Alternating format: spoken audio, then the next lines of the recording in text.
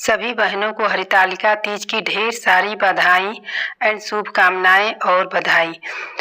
अगर ये वीडियो आप लोगों को अच्छा लगे तो प्लीज़ चैनल को लाइक, सब्सक्राइब एंड शेयर ज़रूर कर दीजिएगा। जाने कैसे पड़ा हरितालिका तीज का नाम।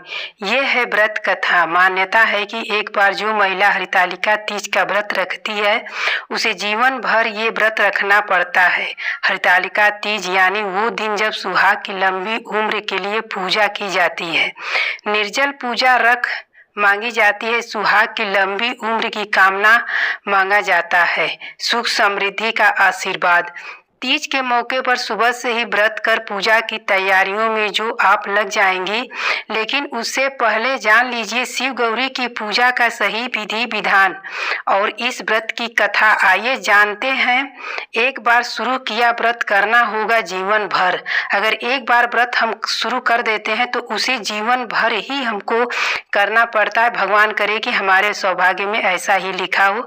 इस व्रत की पात्र कुमारी कन्याएं या सुहागिन महिलाएं दोनों ही है, लेकिन एक बार व्रत रखने के बाद जीवन भर इस व्रत को रखना पड़ता है।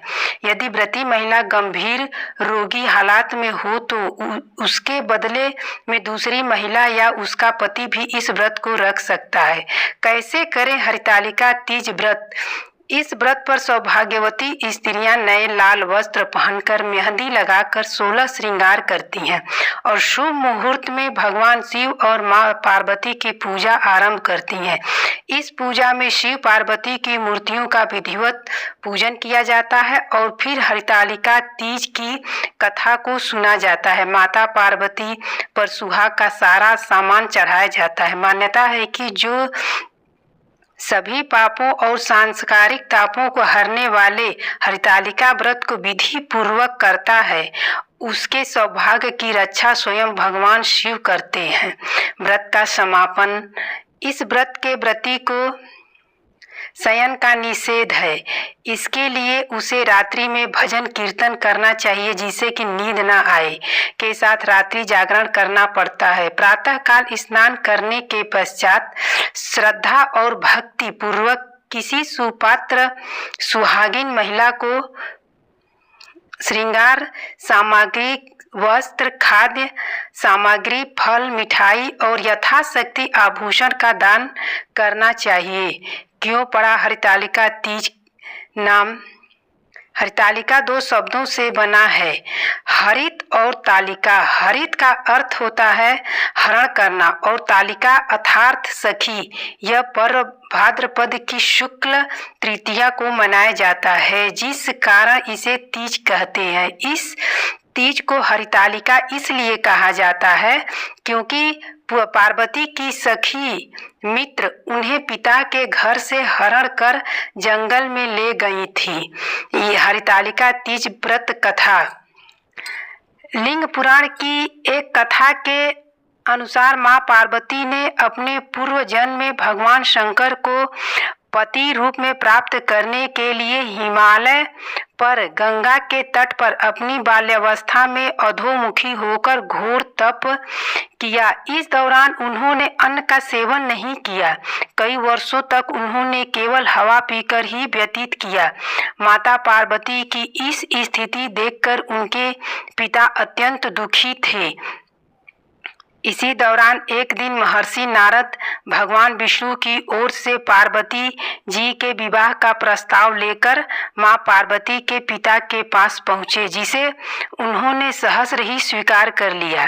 पिता ने जब मां पार्वती को उनके विवाह की बात बताई तो वह बहुत दुखी हो गई और जोर जोर से विलाप करने लगी। फिर एक सखी के पूछने पर माता ने उसे बताया कि वह यह कठोर व्रत भगवान शिव को पति के रूप में प्राप्त करने के लिए कर रही हैं, जबकि उनके पिता उनका विवाह विष्णु से कराना चाहते हैं। तब सहेली की सलाह पर माता पार्वती घने वन में चली गई और वहां एक गुफा में जाकर के भगवान शिव की आराधना में लीन हो भाद्रपद तृतीया शुक्ल के दिन हस्त नक्षत्र को माता पार्वती ने रेत से शिवलिंग का निर्माण किया और भोलेनाथ की स्तुति में लीन होकर रात्रि जागरण किया। तब माता के इस कठोर तपस्या से प्रसन्न होकर भगवान शिव ने उन्हें दर्शन दिए और इच्छा अनुसार उनको अपनी पत्नी के रूप में स्वीकार कर लिया। मान्यता है कि इस दिन जो महिलाएं विधि विधान पूर्वक और पूर्ण निष्ठा से इस व्रत को करती हैं वह अपने मन के अनुरूप पति को प्राप्त करती हैं। साथ ही यह पर्व दाम्पत्य जीवन में खुशी बरकरार रखने के उद्देश्य से भी मनाया जाता है। उत्तर भारत के कई राज्यों में इस दिन मेहंदी लगाने और झूला झूलने की भी प्रथा है। अगर ये वीडियो आप लोगों को प्लीज़ अच्छा लगे तो वीडियो को शेयर, लाइक एंड सब्सक्राइब जरूर कर दीजिएगा और कमेंट में अपना राय एंड सुझाव जरूर बताइएगा कि ये वीडियो आप लोगों को कैसा लगा। हरितालिका तीज की सभी बहनों को बहुत बहुत बधाई एंड शुभकामनाएं। हम सभी बहनों का तीज का त्यौहार मंगलमय हो।